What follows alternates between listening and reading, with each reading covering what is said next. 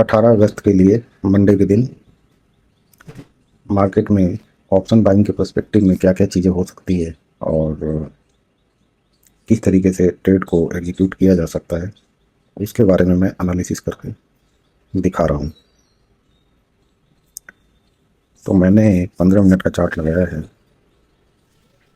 जो पहली चीज़ है कि जो सप्लाई और डिमांड के हिसाब से जो मार्किंग आ रही है मेरी, तो ये एक रिवर्सल जोन है और इससे पहले ये पूरी सप्लाई दे चुका है। ये डिमांड का एक रिवर्सल जोन है। इस मार्केट को यहाँ तक कम से कम आना चाहिए और फिर यहाँ से रिवर्स करना चाहिए। लेकिन सेम टाइम पे एक चीज़ और देखने वाली है कि मार्केट ये ऑलरेडी यहाँ से यहाँ तक आज के डबल बॉटम बना के ऊपर जाने की कोशिश कर रहा था, पर ये जा नहीं पाया। इसके बाद इसने रिवर्स करने की भी कोशिश की और ये फिर रिवर्स नहीं हो पाया, फिर ऊपर बढ़ने की कोशिश की, फिर भी ऊपर नहीं बढ़ पाया। इसका मतलब यहाँ इस चार्ट को देख के क्लियर लगता है। मैं ऑप्शन बाइंग के पर्सपेक्टिव में बात कर रहा हूँ। ऑप्शन बाइंग का जो मेन ऑब्जेक्टिव होता है वो होता है किसी मॉर्निंग ट्रेड में मोमेंटम को कैप्चर करना। मोमेंटम को कैप्चर करना ही क्यों मेन ऑब्जेक्टिव होता है, ये मैं पहले भी बता चुका हूँ। और हाँ, तो अब ये है कि ऑलरेडी ये मार्क्ड है। जो पहला जो स्टेप है कि सप्लाई डिमांड की जो मार्किंग है वो ऑलरेडी हो रखी है, मार्केट उससे बाहर निकला ही नहीं। तो कल के दिन क्या हो सकता है इसके अंदर? पहली बात है कि ये कॉन्सेप्ट को दिमाग से निकाल देना होता है कि मार्केट में कल के दिन का पता हम इस चार्ट को देख के लगा सकते हैं। ऐसा कोई तरीका नहीं है कि कल को क्या होगा इसको देख के बताया जा सके।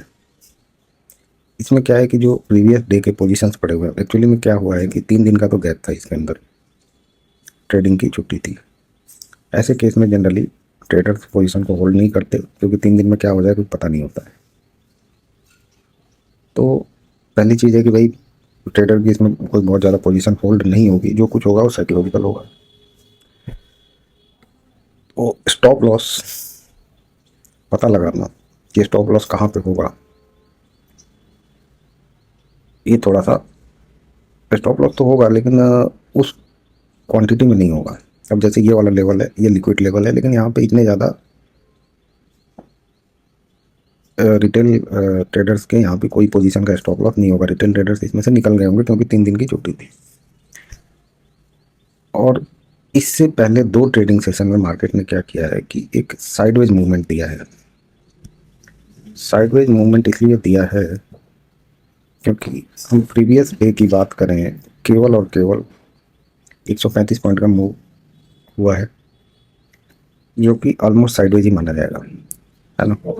और उसके बाद भी 135 का हुआ है, फिर वो कोई रिएक्शन रिजेक्शन कुछ नहीं आया है वो। तो इसमें ये चार्ट बिल्कुल सिंपल हो जाता है एक्चुअली में कि मंडे के दिन क्या करना है। पहली प्रोबेबिलिटी ये रहेगी मंडे के दिन कि एज पर रूल कि जब पीछे वाले दिन का चार्ट साइडवेज है तो अगले दिन का भी साइडवेज ही बनना चाहिए। तो पहली बात तो ये हो गई कि साइडवेज रह सकता है, क्योंकि इसमें स्टॉप लॉस ज़्यादा है नहीं, तो साइडवेज रहने की संभावना है, उसको इनकार नहीं किया जा सकता। अब चूंकि हमें मोमेंटम कैप्चर करना है, अब हमें स्टॉप लॉस वाला पॉइंट भी क्लियर हो गया, सप्लाई डिमांड का भी क्लियर हो गया। क्योंकि यहाँ कन्फ्यूजन है सप्लाई डिमांड के, तो इसमें कि क्या मैं इसको डबल बॉटम मानूँ या इसके बाद आएगा उसको डबल बॉटम मानूँ, ये कुछ पता नहीं है। उसी के बीच में 3 दिन की छुट्टी भी हो गई, तो इसलिए इतना ज़्यादा होपफुल नहीं होते क्योंकि यहाँ पर कुछ क्लैरिटी दिखाई नहीं दे रही है। अब ऐसे में एक थंब रूल क्या होता है कि जब भी मार्केट साइडवेज हो जाता है, और ये एक पेशेंस की बात है, तो मार्केट को पहले ब्रेकआउट होने दिया जाता है ऑप्शन बायर के लिए, और जो स्मॉल ट्रेडर्स हैं उनके लिए है। क्योंकि पहले मार्केट को हम ब्रेकआउट होने देंगे, हमें नहीं पता, हम न्यूट्रल रहेंगे, ऊपर भी जा सकता है, नीचे भी जा सकता है, साइडवेज भी रह सकता है। साइडवेज रहेगा तो ट्रेड ही नहीं करना है, ऊपर जाएगा तो हमें रिवर्सल का ट्रेड लेना है एक्चुअली में। क्योंकि साइडवेज के बाद ज़्यादातर मौक़ों पर ये देखा गया है कि मार्केट ब्रेकआउट तो देता है, लेकिन वो ब्रेकआउट जो है वो रिवर्सल में कन्वर्ट हो जाता है। तो इसी लॉजिक को फॉलो करते हुए एक सिंपल सा रूल अप्लाई होता है इसमें कि अगर ऊपर का ब्रेकआउट हो जाता है तो इंतज़ार करेंगे इसका,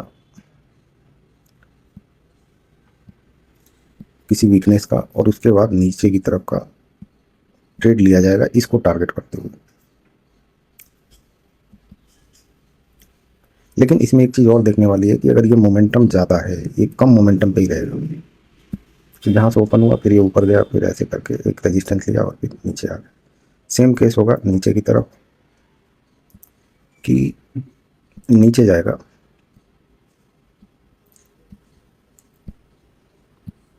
तो यहाँ किसी वीकनेस का इंतजार करना है, रिवर्सल का ट्रेड और वन करके लेना है। लेकिन यहाँ भी वही वाली बात है कि जो मोमेंटम होना चाहिए ना, वो अगर नीचे की तरफ हो रहा है तो रुक जाना चाहिए। ऐसा ना हो कि ये बड़ा मोमेंटम बने, यहाँ से ऐसे गिर रहा हो, फिर दिक्कत आ जाएगी।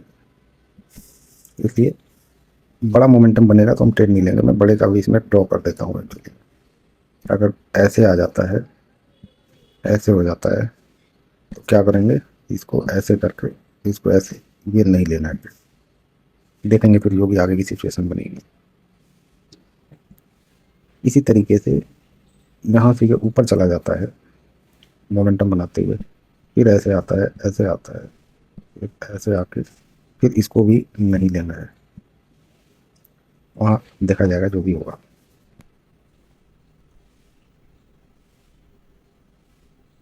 तो इसमें ओपनिंग मोमेंटम का बहुत ज़्यादा कुछ रोल मुझे दिखाई नहीं दे रहा है इस चार्ट में, क्योंकि चार्ट ऐसा बना हुआ है कि ये मार्केट साइडवेज है, तो ओपनिंग मोमेंटम जो है वो अक्सर ट्रैप करने के लिए बन सकता है। तो मेरा जो है कल का यही प्लान है।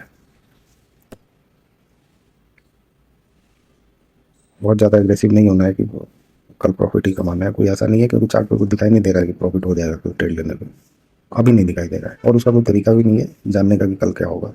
तो माइंड को न्यूट्रल रखते हुए अपना ऐसा है प्लान, बाकी कल देखा जाएगा क्या होगा। तो ये थी मेरी एनालिसिस।